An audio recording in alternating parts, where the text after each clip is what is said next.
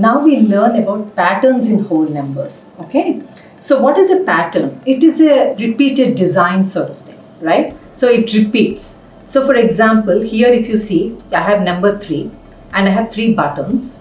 We will repeat this pattern to form different shapes. Okay. Now let me see. If I repeat this pattern, what am I getting here? Okay.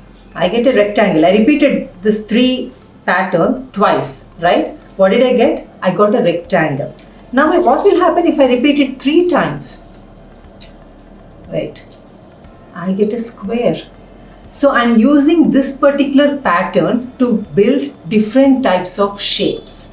And that is what you do with patterns. It's easier to build symmetrical things and different types of things when you have a certain pattern.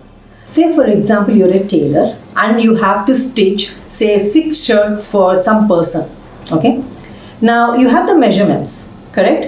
What you do normally is you have those measurements and you cut that into different shapes, and according to those shapes, those patterns, you cut the shirts.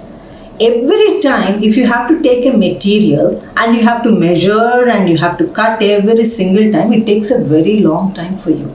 But if you have something cut into a pattern and you repeat that cut on that particular cloth, it's easy. You can go like this. Or else every time you have to measure, every time you have to draw the curve. It's very, tiresome. It takes very long time. You can't stitch too many, shirts or dresses for that matter if you don't have a pattern.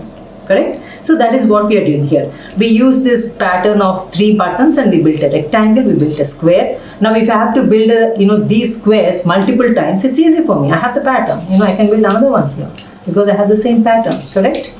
That's it. It's simple. That's all pattern is.